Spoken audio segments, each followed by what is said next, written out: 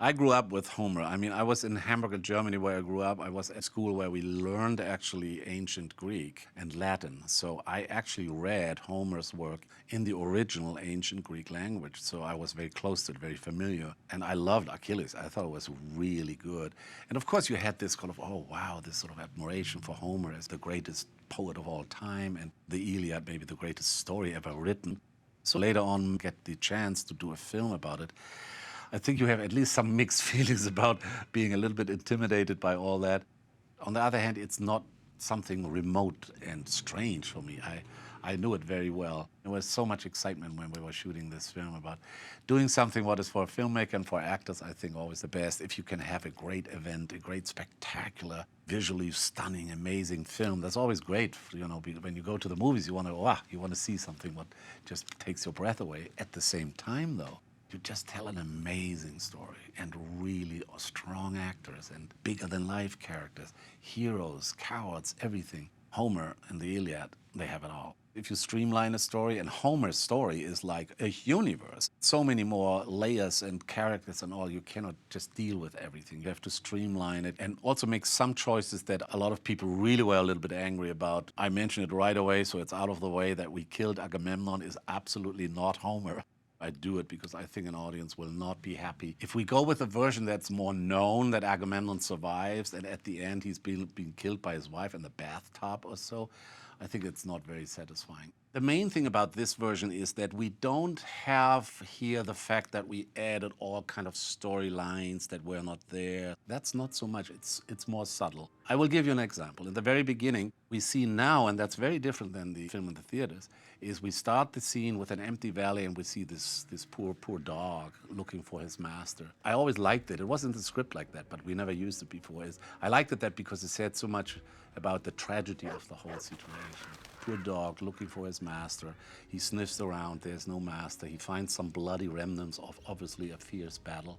And then finally he sees the crows up there and finds the dead master, and he licks him and he's whining a little bit. And then he looks up and hears already the dreaded stomping foot again of, you know, that means the next battle is coming. I like it, no words, nothing, but it says sort of everything about the insanity of this all and the tragic tone.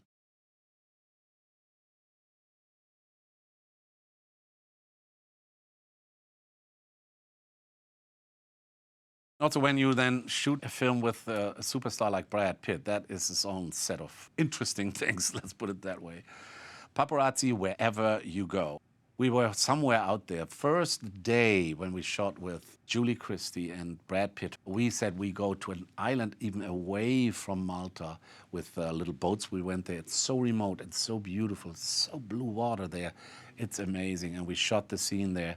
And Brad came to me and said, have a look there, over there. There's another tiny island like a few miles away or a mile away or something like that.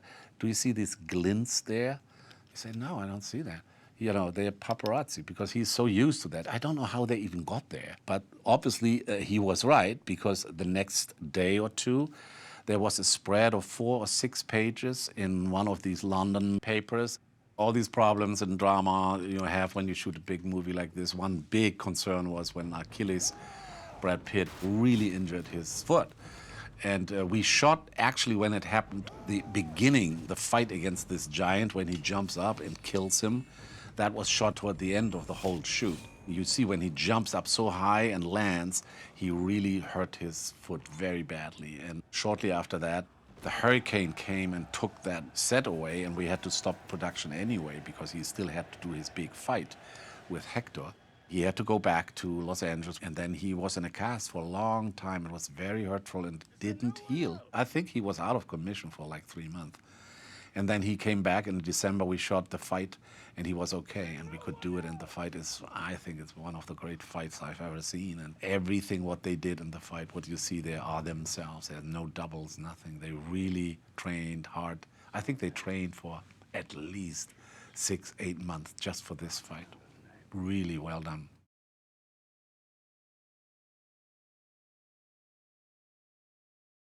Helen, for me, I really wanted to have somebody who is unknown. She's living there in Sparta, and all rumors about she's so beautiful and so, but of course nobody has seen her because there was no television at that time, no newspapers.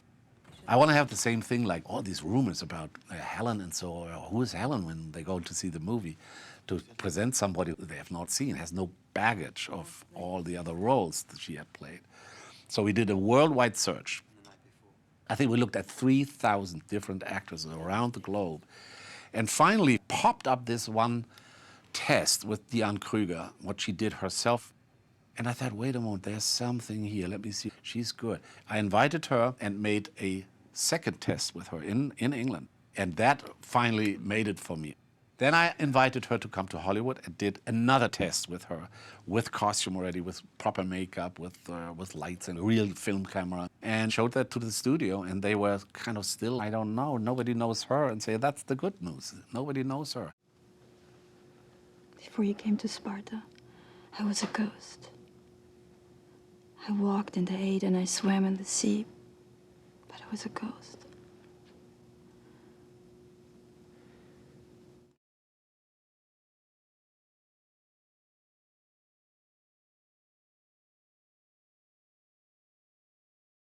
An interesting thing about Agamemnon, so he's not just sort of just a bad guy. He sees himself as a very modern type who is able to unite that first big empire. It sounds good what he says, but it's also a lot of like personal gain and power, greed involved in that. But on the other hand, he says Achilles is just a guy from the past. I mean, he only thinks about his own glory and doesn't see more or less the big picture of politics, what you should do.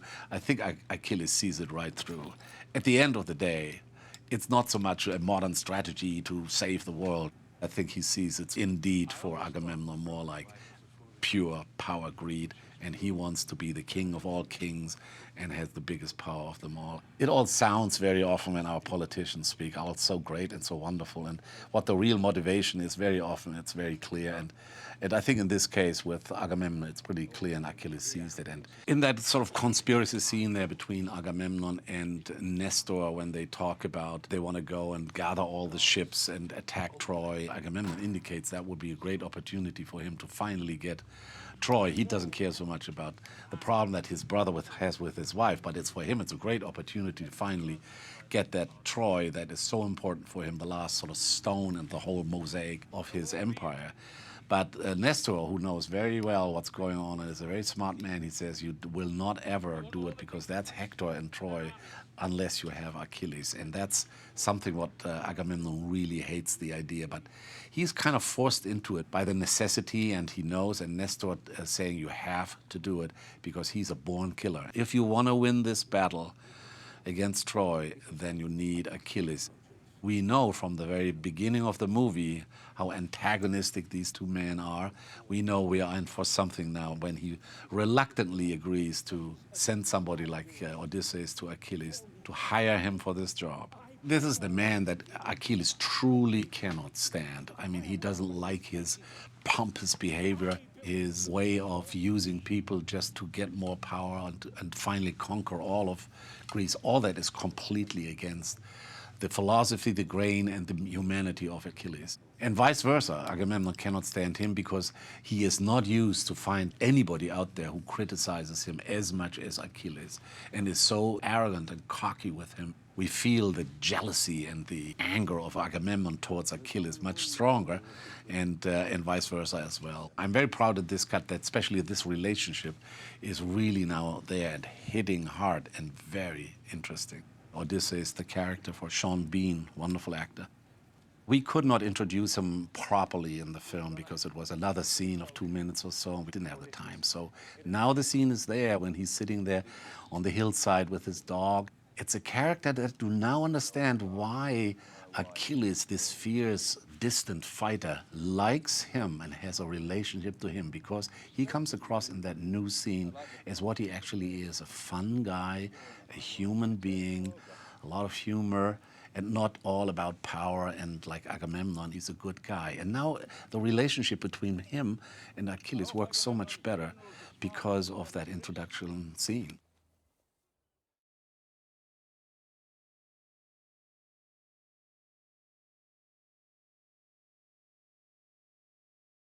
Location selecting and all that was pretty much of a nightmare, very difficult, because we needed Mediterranean areas.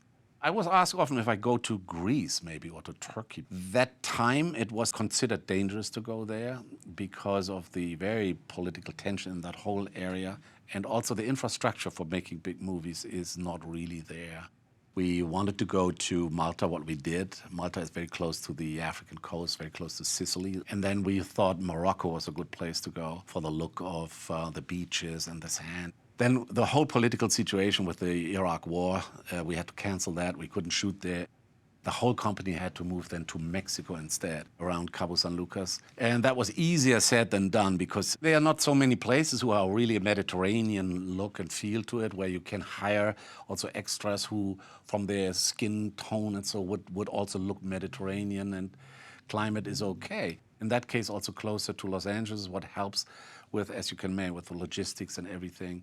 So Mexico was good. I mean, the problem with Mexico was we had not this enormous, gigantic battlefields for 100,000 people doing a battle, because it doesn't exist in Mexico. So in our desperation, we had then to say, but when we have to create it, we have to cut all these bushes and trees in an enormous section. And we got the permission for that, to do that, if we, after we've done, plant it all back in. In both places, it was extremely hot. If you would have known how, right before the scene starts, everybody, the actors, look like with towels all over them, you know, with cold water, and their feet in ice buckets with water, because it was unbelievable hot. If you look at one scene when Peter O'Toole greets Helen for the first time on the steps of his palace, that day, we read a newspaper from England, Malta was the hottest spot in the world. I thought Peter O'Toole would fall down any second, and if you look at that, he looks fine, he looks okay. But wait when the camera stops, right back into the bucket, and back into the ice and everything, and it was really hard. And then on top of it, at the end in Mexico, the entire wall of Troy in a hurricane was ripped apart and gone. And we had to stop production, we had to go back, regroup like 3 or 4 months later. We had to rebuild the whole wall because it was not CG or so, it was a real wall. It was very expensive, of course, again, to rebuild that and then come back, bring the actors back. They had to cut their hair again. The city of Troy, the inside, the city, was built in Malta again.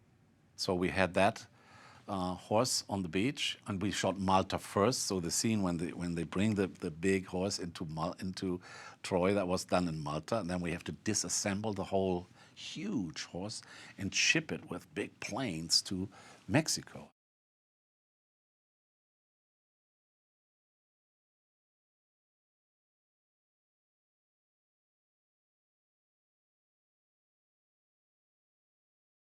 Troy is basically about to be attacked by an incredible force of the Greeks, to show the fear in the city, the trepidation, the preparation of we need to produce weapons fast. And you feel the nervousness, the tension in the city. All that we really didn't do in the film version. And now we can do it, and it works so beautifully, I think. You feel actually the sweat in everybody's hands. And that's, from a filmmaking point of view, very, very good, because you build up tension. I mean, you build up the big moment, and you feel more for these people. First, it was more, maybe a bit technical. Here's the city, here comes the ship, and now they clash. Here now we feel the hours and hours and the agony before they come, and their fear, and that makes it more human. And you relate right away as a human being, as an audience, you relate to that fear. We all know, have heard and felt about something is coming and we are afraid. That's fine that the film has now the room to show all that. When we watch movies, we know that it's all about, are we in the story? Are we with the actors? Are we understand what they are feeling, what they're doing, why they are doing? Very often, I find myself sitting, watching films, and I watch it from the outside, but I'm not really, really drawn in. I think this version of Troy gives you the chance to truly understand the story and truly understand the characters, why they're doing what they're doing. And then, of course, your emotions are much stronger. And we know how films work. If you understand these people, you understand more about yourself. And that's what filmmaking and storytelling is all about. And if you go out at the end and one eye cries and the other one smiles because you went through an emotional turmoil, then you had a good time.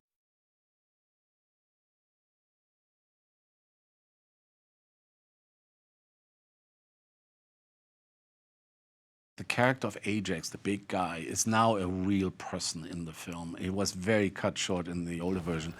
And now he's there. Well, they talk about it in the beginning. He shows up much more often. He's really introduced as a very violent killer. The whole fight between him and Hector becomes a whole different meaning now, because we say, oh God, don't fight that guy. He's a monster. And the tension because of that, the emotional impact, because we like Hector so much, is different, is really different. All of a sudden, again, that scene becomes more weight, more emotional impact, because the elements leading to this kind of big confrontation and the emotional outcome of that is better set up. You spend more time to get the audience into who are these people, especially Ajax now, so that we have all reason to be very afraid when they fight.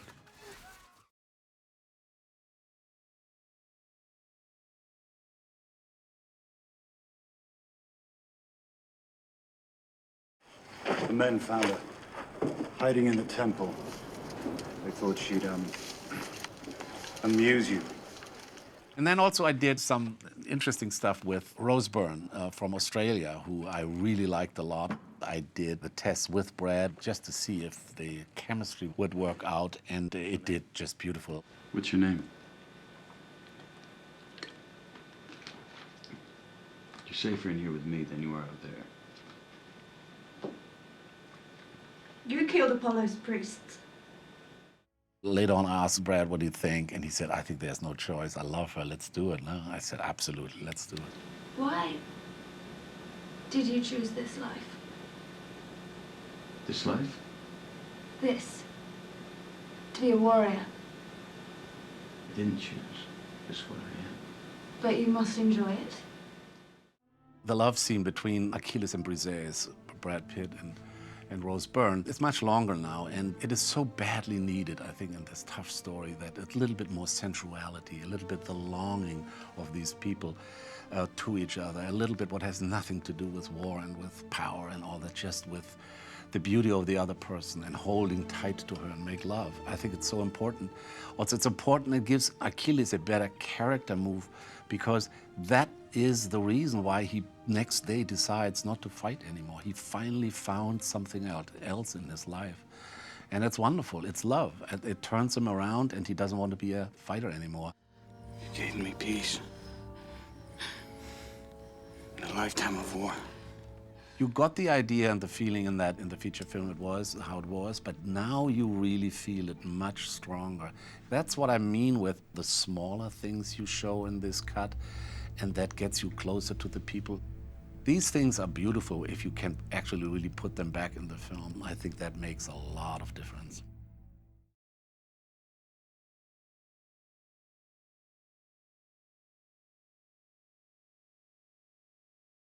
Everything I think about Homer, the stories, the characters, everything is absolute modern. I mean, there's nothing old-fashioned. All the problems we see here, the sort of down-to-earth, friendly, peaceful, a good man Hector, and more the darker, more aggressive, more selfish, more out for glory Achilles. I think we all can relate to both of these.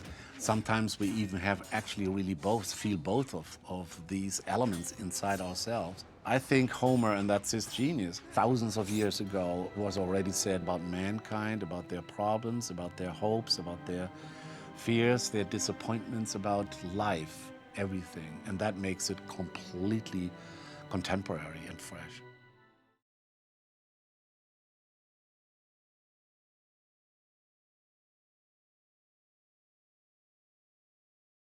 I think not only mine, I think more or less everybody's favorite scene. And it's a very, very, very famous scene. It's almost exactly in Homer's Iliad like that. It's a wonderful scene. I mean, when Peter O'Toole comes in and sort of kisses the hand of the man who killed his son, it's just always, I get the goosebumps when I see that. And Peter O'Toole, who I met in London to talk about the part, and I hoped he would do it, and he said, yes, I do it because of one scene, it's that scene.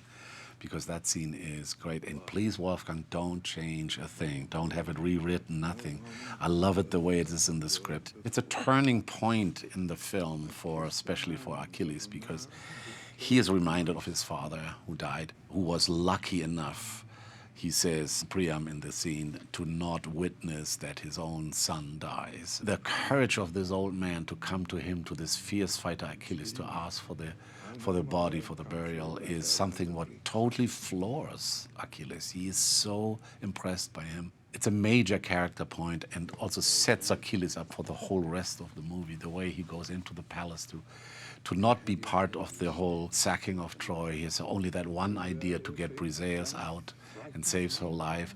This experience, what he had with this great man, Priam, and he says, you are much better king at the end than our leader. So it's crossing over to the enemy and realizing what beauty is there on the other side with the enemy and what a great man. It's a wonderful scene. That and the fight between Achilles and Hector, the physical fight in front of the gates of Troy. These are the two scenes I can see over and over again. Love it.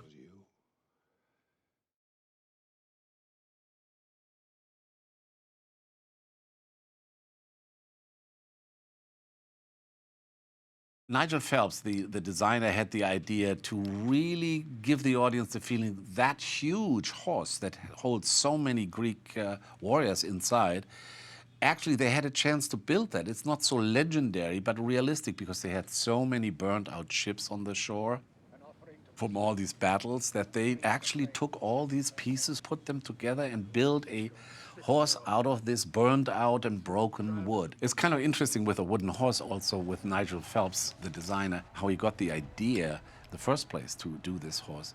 I think he found a photograph of a sunken Venetian ship, old ship, but they excavated. And then he found also a picture of a gorilla, I think, where this whole gorilla was made out of tires and put together, and it looked weird, it looked interesting. And these two elements together, he said, maybe there's a way to create a wooden horse out of it.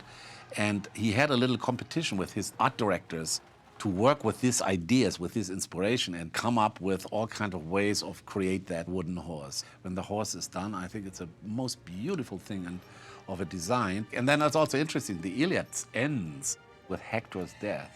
Everything what's after that in the film is taken more or less from Virgil. And so the horse is not in the Iliad, the wooden horse.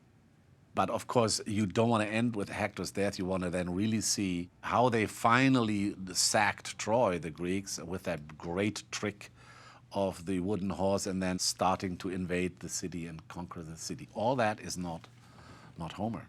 So the horse we brought to Berlin for the world premiere of the film. We had to dismantle it, put it back together there, very, very big deal again. And people were always, for days, walking around there looking at this horse. It was a great marketing tool. And I think we did the same thing in Tokyo, a big splash there too. And then the end of the story is actually quite beautiful. It ended up in Troy, in the real Troy in Turkey, sitting there, standing there, hopefully forever.